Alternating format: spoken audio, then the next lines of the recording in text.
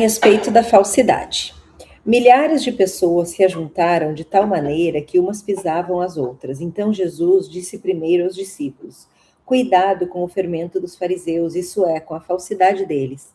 Tudo que está coberto vai ser descoberto, e o que está escondido será conhecido.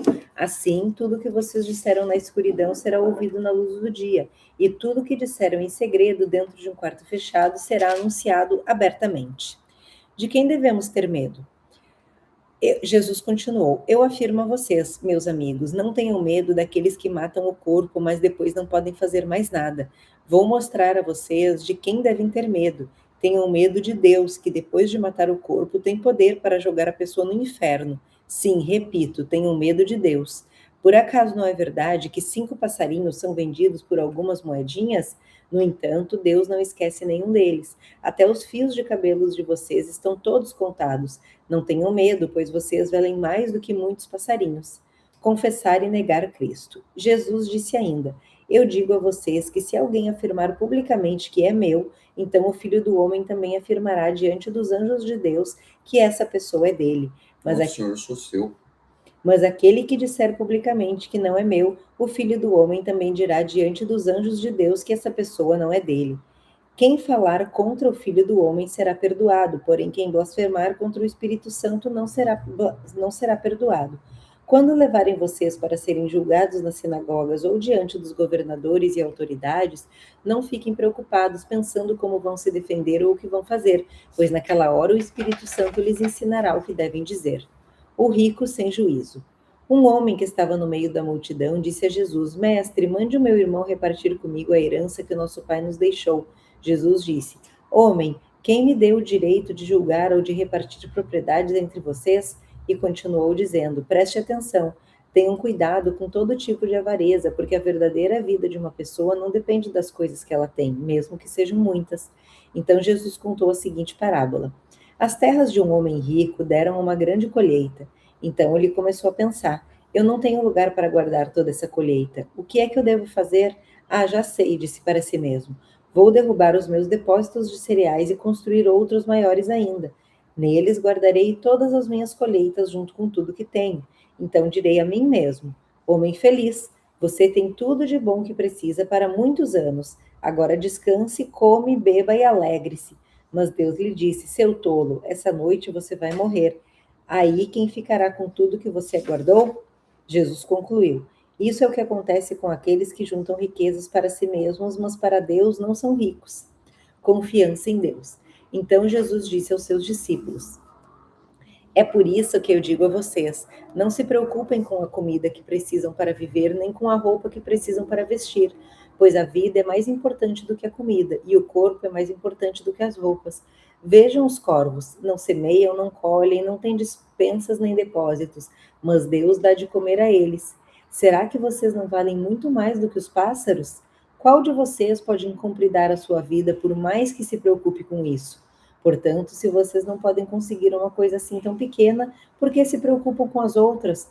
Vejam como crescem as flores do campo. Elas não trabalham nem fazem roupas para si mesmas, mas eu afirmo a vocês que nem mesmo Salomão, sendo tão rico, usava roupas tão bonitas como a dessas flores. É Deus quem veste a erva do campo, que hoje está aqui e amanhã desaparece queimada no forno. Então é claro que ele vestirá também vocês que têm uma fé tão pequena. Portanto, não fiquem aflitos procurando sempre o que comer ou o que beber, pois os pagãos desse mundo é que estão sempre procurando todas essas coisas. O Pai de vocês sabe que vocês precisam de tudo isso. Portanto, ponham em primeiro lugar na sua vida o reino de Deus e Deus lhe dará todas essas coisas. Riqueza no céu. Jesus continuou: Meu pequeno rebanho, não tenha medo, pois o Pai tem prazer em dar o reino a vocês. Vendam tudo o que vocês têm e deem dinheiro aos pobres. Arranjem bolsas que não se estragam e guardem as suas riquezas no céu, onde elas nunca se acabarão, porque lá os ladrões não podem roubá-las e as traças não podem destruí-las. Pois onde estiverem as suas riquezas, aí estará o coração de vocês. Os empregados alertas. E Jesus disse ainda: Fiquem preparados para tudo, estejam com a roupa bem presa com o cinto e conservem as lamparinas acesas. Sejam como os empregados que esperam pelo patrão que vai voltar da festa de casamento. Logo que ele abre a porta, os empregados Logo que ele bate a porta, os empregados vão abrir. Felizes aqueles empregados que o patrão encontra acordado e preparado. Eu afirmo a vocês que isso é verdade. O próprio patrão se preparará para servi-los, mandará que se sentem à mesa e ele mesmo servirá. Eles serão felizes se o patrão o encontrar alertas, mesmo que chegue à meia-noite ou até mais tarde. Lembrem-se disso. Se o dono da casa soubesse a hora que o ladrão viria, não o deixaria arrombar a sua casa. Vocês também fiquem alertas, porque o Filho do Homem vai chegar quando não estiverem esperando. O empregado fiel e o empregado infiel. Então Pedro perguntou: Senhor, essa parábola é só para nós ou para todos? O Senhor respondeu: Quem é então o empregado fiel e inteligente? É aquele que o patrão encarrega de tomar conta da casa e de dar comida na hora certa aos empregados. Feliz aquele empregado que estiver fazendo isso quando o patrão chegar. Eu afirmo a vocês que, de fato, o patrão vai colocá-lo como encarregado de toda a sua propriedade. Mas imaginem o que acontecerá se aquele empregado pensar que o seu patrão está demorando muito para voltar. E imaginem que esse empregado comece a bater nos outros empregados e empregadas e a comer e a beber até ficar bêbado. Então o patrão voltará no dia em que o empregado menos espere, na hora em que ele não sabe. Aí o patrão mandará cortar o empregado em pedaços e o condenará a ir para o lugar aonde os desobedientes vão. O empregado que sabe qual é a vontade do seu patrão, mas não se prepara e não faz o que ele quer, será castigado com muitas chicotadas. Mas o empregado que não sabe o que o patrão quer e faz alguma coisa que merece castigo, esse empregado será castigado com poucas chicotadas. Assim, será pedido muito de quem recebe muito, e daquele a quem muito é dado, muito será pedido. Divisão por causa de Jesus. Jesus continuou: Eu vim para pôr fogo na terra, e como eu gostaria que ele já estivesse aceso. Tenho de receber um batismo, e como estou aflito até que isso aconteça.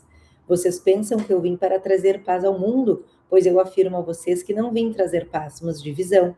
Porque daqui em diante uma família de 5 pessoas ficará dividida, 3 contra 2 e 2 contra 3. Os pais vão ficar contra os filhos, e os filhos contra os pais. As mães vão ficar contra as filhas, e as filhas contra as mães. As sogras vão ficar contra as noras, e as noras contra as sogras. Os sinais dos tempos. Jesus disse também ao povo: Quando vocês veem uma nuvem subindo ao oeste, dizem logo, vai chover, e de fato chove. E quando sentem o vento sul soprando, dizem, vai fazer calor, e faz mesmo. Hipócritas, vocês sabem explicar os sinais da terra e do céu, então por que é que não sabem explicar o que quer dizer os sinais dessa época? A paz com o inimigo. E Jesus terminou dizendo: Por que é que vocês mesmos não decidem qual é a maneira certa de agir? Se alguém fizer uma acusação contra você e levá-lo ao tribunal, faça o possível para resolver a questão enquanto ainda está no caminho com essa pessoa. Isso para que ela não o leve ao juiz, o juiz o entregue ao guarda e o guarda ponha você na cadeia. Eu lhe afirmo que você não sairá dali enquanto não pagar a multa toda. O livro de Lucas é riquíssimo. O que é o cuidado com o fariseu? É cuidado com a hipocrisia. Nós temos que ter cuidado com a hipocrisia, porque quando nós nos voltamos para Deus, muitas vezes a gente lê a Bíblia, entende a Bíblia e tal, e aí você vê uma pessoa do lado ali, sei lá, chutar aqui um candomblé ou qualquer coisa do tipo, e você tenta converter, se gosta da pessoa, se ama a pessoa, se quer converter de qualquer jeito, isso ok. Chega um momento que você não precisa fazer mais, porque isso depende do espírito. Mas o problema é quando você... Olha lá, tá fazendo, olha lá, tudo errado, tudo contra Cristo. Não compete a gente a julgar. Então a gente tem que ter cuidado com o fermento dos fariseus, que era a hipocrisia. A gente tem que tomar cuidado com a hipocrisia. Rico insensato, louco, fez o celeiro e vai perder tudo. E Jesus fala para a gente tratar a nossa ansiedade. Por quê? Porque a gente não precisa se preocupar. A gente acabou de falar em 1 Crônicas o que Davi fez para a gente confiar e dar prioridade na busca do reino, não no que a gente tem, ou no que a gente fez. Quinto tópico que eu anotei aqui é a vigilância. esteja preparado. Por qual motivo? A gente não sabe a hora que a gente vai sair daqui, nós não sabemos a hora que nós vamos morrer, a gente não sabe a hora do nosso fim. Então, com isso, a gente tem que se manter vigilante, porque imagina só o fim chegar e a gente não está na presença de Deus. Jesus veio para trazer divisão, eu não vim para trazer paz. Por que ele diz isso? Eu acho tão engraçado quando nós estamos fazendo quase tudo certo, o jeitinho humano, o jeitinho brasileiro, o jeitinho humano. A gente está fazendo quase tudo certo, que para Deus não é o certo. O mundo está ok com você. Aí quando você fala assim, olha, eu pequei, me tornei cristão, vou seguir a Cristo, o mundo fala, você está louco. E o detalhe é que você, que é cristão, você deseja o bem dos outros. E o mais engraçado é que o nosso ideal é levar a mensagem e tentar acordar os que dormem. Só que aí eles rotulam a gente de homofóbico, de qualquer coisa do tipo. Que a gente está querendo sempre estar certo, e assim por diante. E muitas vezes nós estamos mesmos. Que a gente é quadrado. Que a gente é quadrado. E assim, a gente tem que tomar muito cuidado, porque quem mais afasta o povo, os que dormem, de Cristo, são os cristãos. Porque Deus não precisa de soldado. Deus não precisa de alguém que aponte o dedo. Deus não precisa de alguém que você vai ver quando você morrer. Deus não precisa disso. Deus ele precisa de servos que tratem os outros com servidão e amor. É isso que Deus deseja. Deus precisa que você... Vou mudar a frase porque não é Deus que precisa. Deus pede para você que você ore por ele. Que você ore pelo quê? Que você ore para ter mais trabalhadores. Eu te convido a trabalhar por Cristo. Pode ser assim como a gente faz, pode abrir um canal, a gente vai te apoiar, embora o nosso ainda esteja muito pequeno. A gente vai orar por você, pode apoiar nós usando o nosso canal para levar essa mensagem para outros. É o que nós desejamos, porque hoje nós estamos aqui nos voltando para Cristo. Então Jesus diz que veio para trazer divisão. Você pode ter tudo e ainda assim perder o que é mais importante, porque aonde estiver o seu coração, é lá que vai estar a sua riqueza. Quantas pessoas tiram sua própria vida sendo podres ricas, tendo fama, tendo sucesso? Vamos imaginar o seguinte, olha só, vamos fazer um exercício. Fecha o olho. Imagina que você tem toda a riqueza do mundo. Imagina que você pode fazer tudo o que você quiser. Imagina que você tem todos os carros. Imagina que você deu dinheiro para todo mundo que você ama. Imagina que você viajou para todos os cantos do mundo.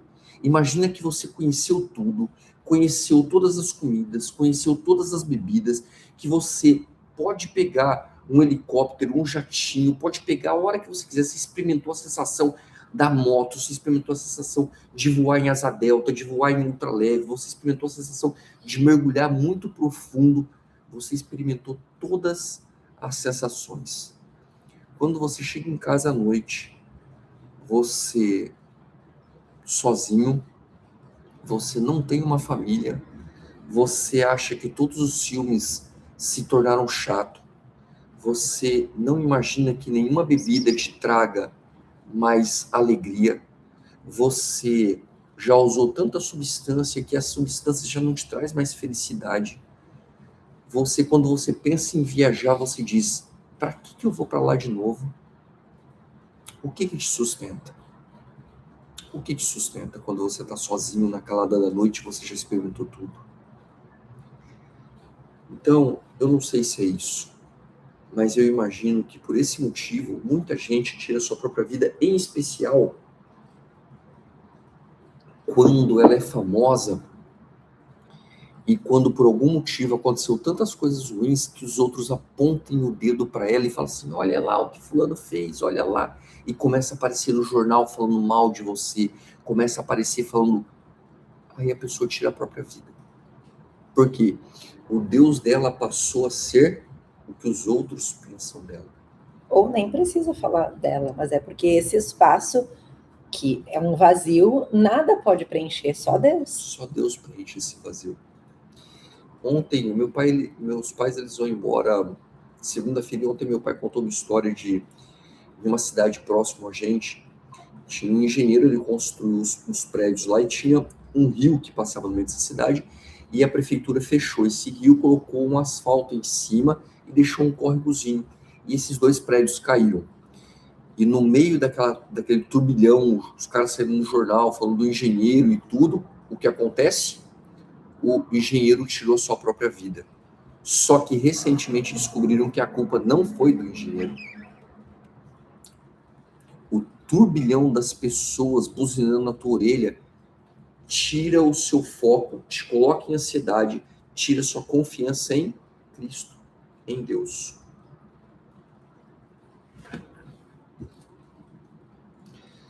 Se você puder fazer tudo, mas ainda perder o que realmente importa, você não tinha absolutamente nada.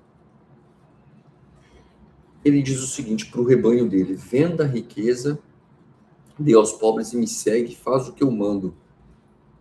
Onde está a sua riqueza, lá está o seu coração. Não é porque para você vender o teu dinheiro, não tem nada a ver com isso.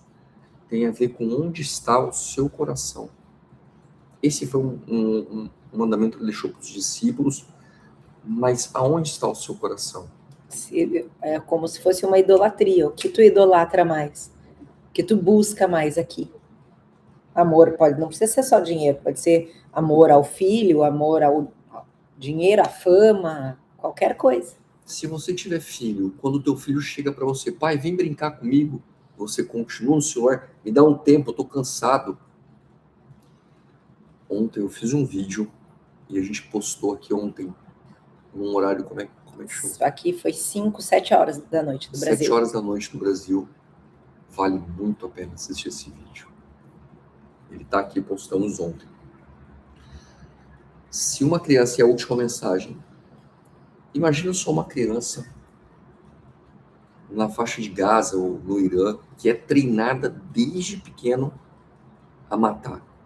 A criança não tem infância, ela é treinada a matar, e quando ela mata um daqueles, ela comemora, pai, eu matei uma família inteira aqui.